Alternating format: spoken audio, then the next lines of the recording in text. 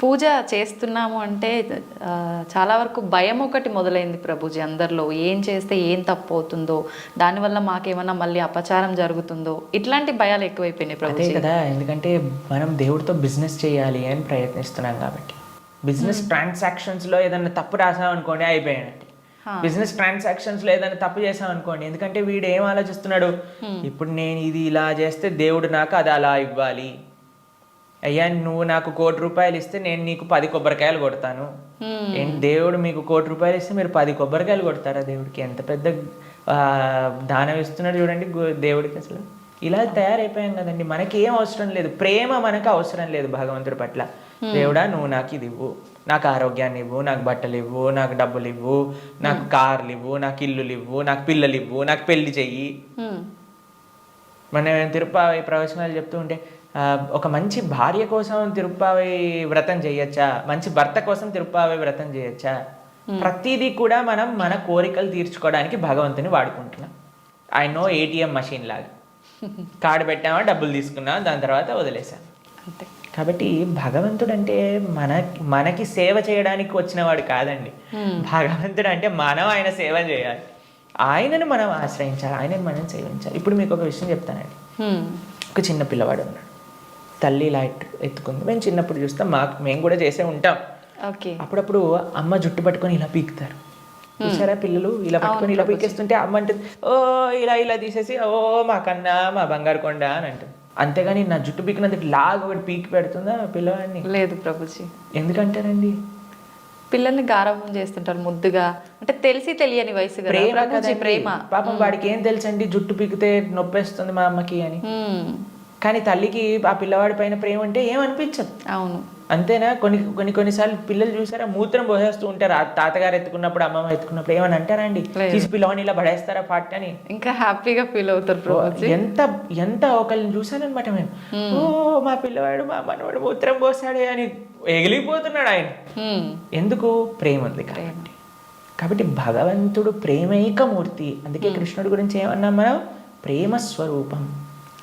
ఆయనని మాత్రం మనకి తెలియగా, అయ్యా నా భక్తిమాన్, నాకు భక్తి లేదండి, నాకు మంత్రాలు తెలియదు, నాకు నీ పైన అంత ప్రేమ లేదు స్వామి, నాకు తెలిసింది మా గురువులు చెప్పిన విధంగా నీకు పూజ చేస్తున్నా, నువ్వే అన్నిటినీ కాపాడుకో, నువ్వే ఇది ఆరాధన పూర్తి చెయ్యి అని ప్రేమతో చేస్తే స్వామి ఎందుకు అలా చేయడండి? ఎలా చేసినా సరే స్వామి స్వీకరిస్తాం. ప్రేమ ఉండాలంతే. కానీ మనకి ప్రేమ అవసరం లేదు, భగవంతుడు అవసరం లేదు. అయ్యా నువ్వు నాకు ఈ కోరిక తీర్చేసేయ్, ఇదే నాకు నీతో ఉండే సంబంధం, ఇంతే.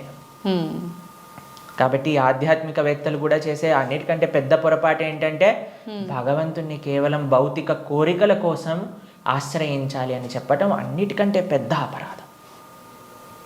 కాబట్టి ఎప్పుడూ అలా చేయకూడదు. స్వామిని ప్రేమతో ఒక తండ్రిలా, ఒక పిల్లవాడిలా, లేదా ఒక స్వామిలా మనం ఆరాధన చేయాలి. కాబట్టి దాంట్లో ఎప్పుడు తప్పు ఉండదండి. ప్రభుజీ, సాధారణ భక్తులు ఆ రకంగా కృష్ణ భగవాను పూజించిన సేవ చేసుకున్నా కూడా వస్తాడా ప్రభుజీ భగవానుడు? ప్రేమతో పిలిస్తే వస్తారు, ఎవరు పిలిచినా వస్తారు, ఎవ్వరు పిలిచినా ఆయన వస్తారు. వ్యాధస్య ఆచరణం ధ్రువస్య వయః విద్యా గజేంద్రస్య కా కుబ్జాయాం కిము నామ రూపమధికం కిం తత్సుధామోదనం వంశక్కో విదురస్య యాదవపతేరుగ్రస్య కిం పౌరుషం భక్త్యా టుష్టతి నహి గుణైర్భక్తి ప్రియో మాధవ. ఒక 5 ఏళ్ల పిల్లవాడు ధ్రువుడు పిలిచాడు, రాలేదా అండి భగవంతుడు? ఒక ఏనుగు పిలిచింది గజేంద్రుడు, వచ్చాడా లేదా? ఒక కుబ్జ అనే ఒక కురూపి స్త్రీ పిలిచింది, స్వామి కృపనిచ్చేశాడు కదా. ఉగ్రసేన మహారాజు, సుధామ, ఆయన పాపం డబ్బులే లేవు. కృష్ణుడు ఏ కులాన్ని చూసో, లేదా జ్ఞానాన్ని చూసో, లేదా డబ్బుల్ని చూసో, అందాన్ని చూసో, వయస్సుని చూసో, యోగ్యతని చూసో రాడండి. భక్త్యా టుష్టతి నహి గుణైర్భక్తి ప్రియో మాధవ.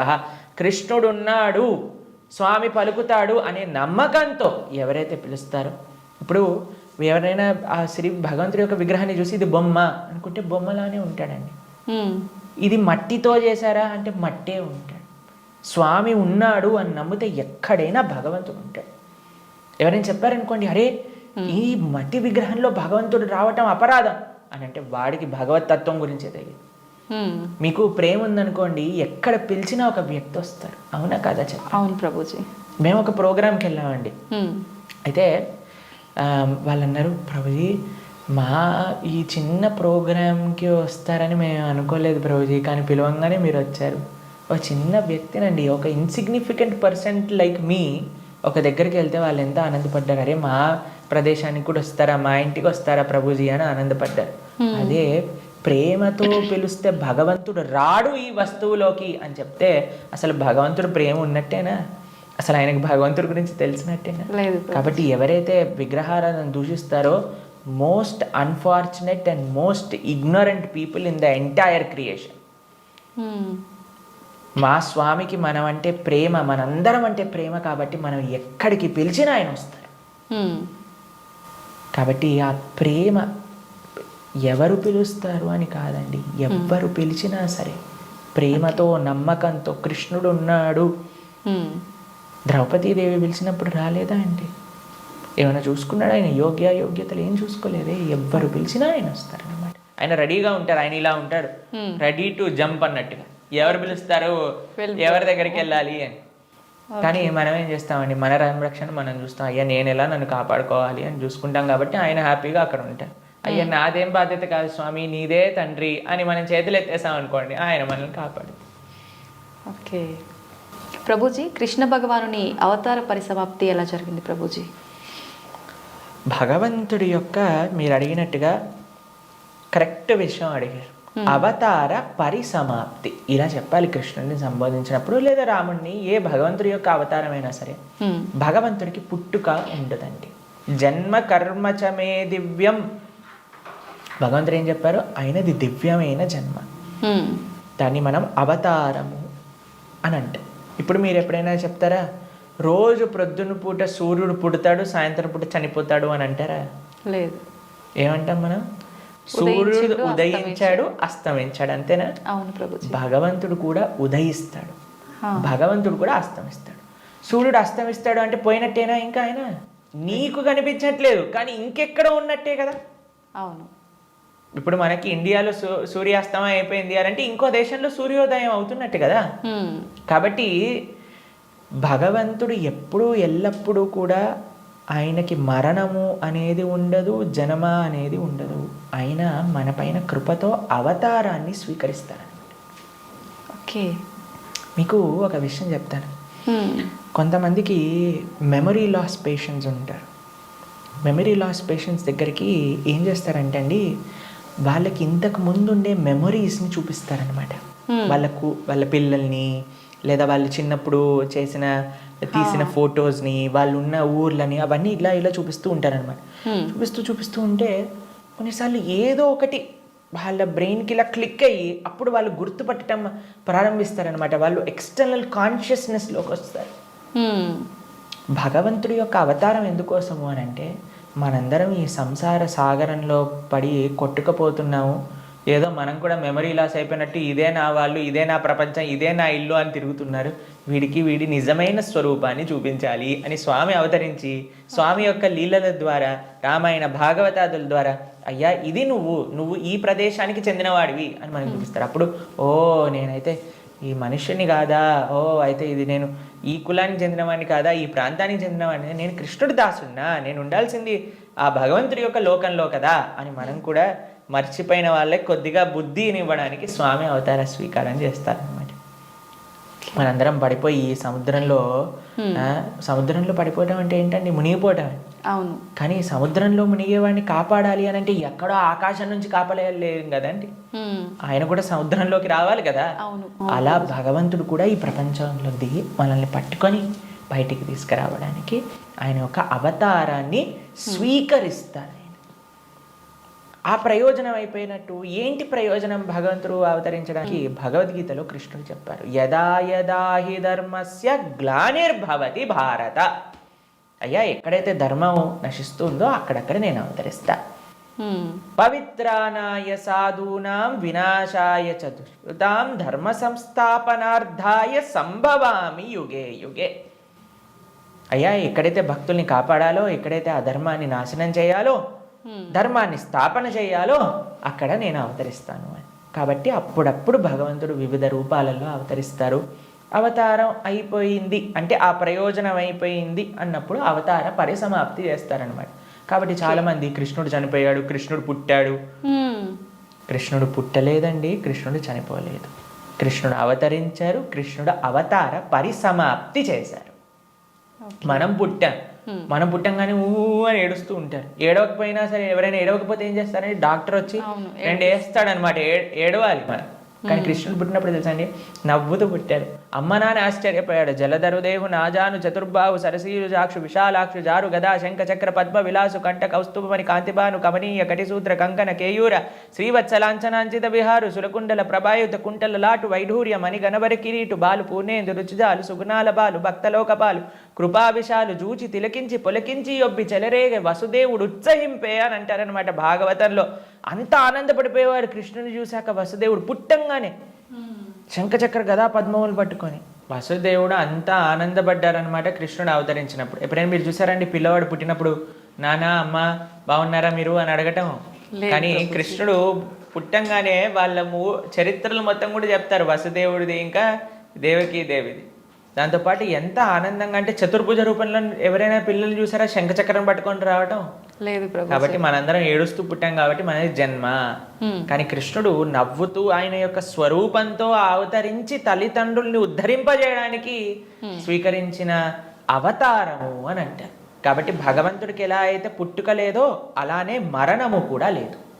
స్వామి ఎప్పుడు కూడా ఈ వర్డ్ యూజ్ చేయకూడదు కృష్ణుడి దగ్గర. కృష్ణుడు చనిపోయాడట, రాముడు చనిపోయాడట, ఇవన్నీ మనం అపరాధం అవుతుంది అనమాట. కాబట్టి మనం కరెక్ట్గా మీరు చెప్పిన వర్డ్గా అవతార పరిసమాప్తి. కృష్ణుడి యొక్క అవతార పరిసమాప్తి ఎలా జరిగింది? మేము ఇన్స్టాగ్రామ్లలో యూట్యూబ్లలో ప్రకారంగా చెప్పట్లేదు, శాస్త్రంలో ఏ విధంగా ఉందో ఆ విధంగా చెప్తున్నాం. కాబట్టి దీంట్లో చాలా తేడా ఉంది. ఎందుకంటే మాకు అప్పుడప్పుడు రీల్స్ పంపిస్తూ ఉంటారు, అందులో ఏదో కృష్ణుడు ఇలా అయిపోయాడట అలా అయిపోయాడట అని చెప్తూ ఉంటారు. దాన్ని నమ్మకండి.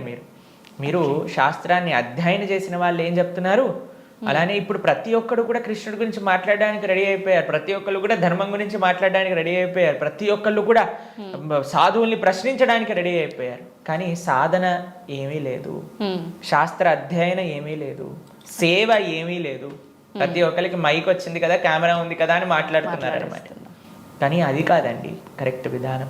తత్విద్ధి ప్రణిపాతేన పరిప్రశ్నేన సేవయా ఉపదేశంతి తే జ్ఞానం జ్ఞానినః తత్వదర్శిన. ఒక గురువు దగ్గరికి వెళ్ళి సేవ చేస్తూ ఎంత కష్టం తెలుసా అండి మీకు? ఒక విధంగా శాస్త్రం విషయాలు నేర్చుకోవాలి అని అంటే ఆ నమ్మకం, ఆ డెడికేషన్, ఆ ఇంట్రెస్ట్, ఆ సేవ, పరిప్రశ్న ఇవన్నీ కావాలి మనకి.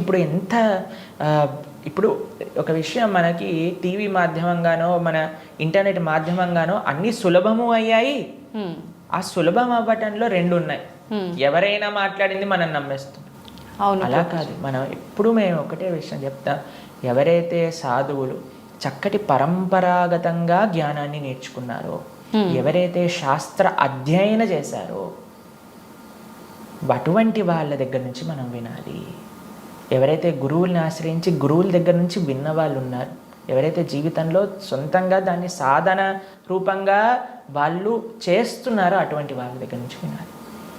కాబట్టి మనకి భాగవతం చెప్తుంది, భగవంతుడు ఒకానొక సమయంలో అయ్యా ఈ ప్రపంచంలో ఉండే అధర్మ మొత్తం కౌరవుల వైపు ఒక్కసారి అందరినీ గ్యాదర్ చేసేసి కంప్లీట్ చేసేస్తాను అనమాట. ఇక అయిపోయింది అని అనుకున్నప్పుడు ఆయన చక్కగా ఒక దగ్గర ప్రభాస క్షేత్రము అనే ప్రదేశంలో ఆయన ఇలా ఉన్నారనమాట. ఉన్నప్పుడు ఒక వేటగాడు వచ్చి ఒక జింకని వేటాడుతున్న ఆయన కృష్ణుడి యొక్క పాదాన్ని, శ్రీపాదాలను చూస్తూ జింకలా అనుకొని బాణాన్ని వేశారు. వేసినప్పుడు అది కృష్ణుడి యొక్క పాదానికి తాకింది. మీకు ఒక విషయం చెప్తాను, లాజికల్గా ఆలోచిద్దాం. మీ అందరికీ లాజిక్ థింకింగ్ చాలా ఎక్కువ కదండి. పాదాలలో బుల్లెట్ దిగింది అని అనుకుందాం, బాణం కూడా పక్కన పెట్టేసేయండి, చనిపోయాడు అని మీరు ఎప్పుడైనా విన్నారా? లేదు. మన సీరియళ్ళల్లో సినిమాలలో అయితే ఇక్కడ బుల్లెట్ తగినా సరే లేచి నించొని మళ్ళీ మాట్లాడిన వాళ్ళు ఉన్నారు.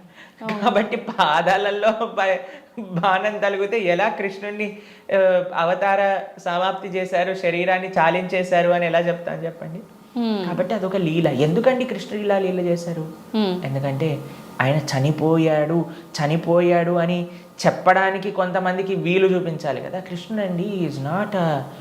ఇప్పుడు కొంతమంది అంటారు, మా దేవుణ్ణి నమ్మకపోతే నువ్వు నరకానికి వెళ్ళాల్సిందే. కృష్ణుడు అలాంటి వాడు కాదనమాట.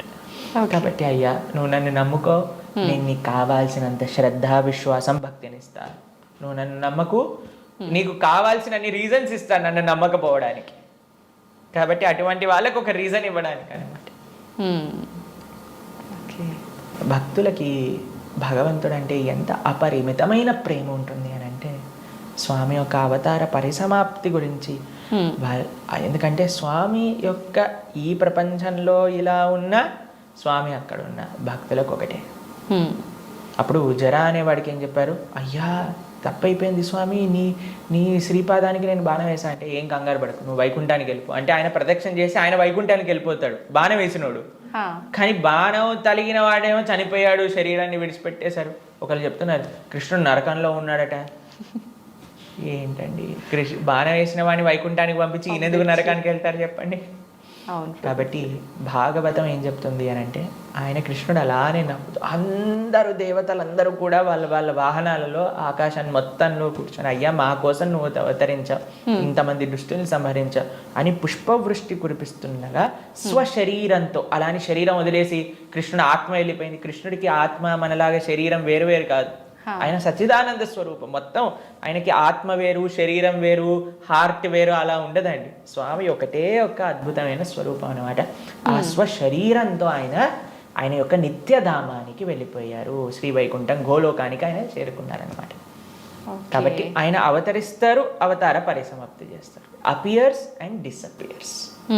అది భగవతత్వం.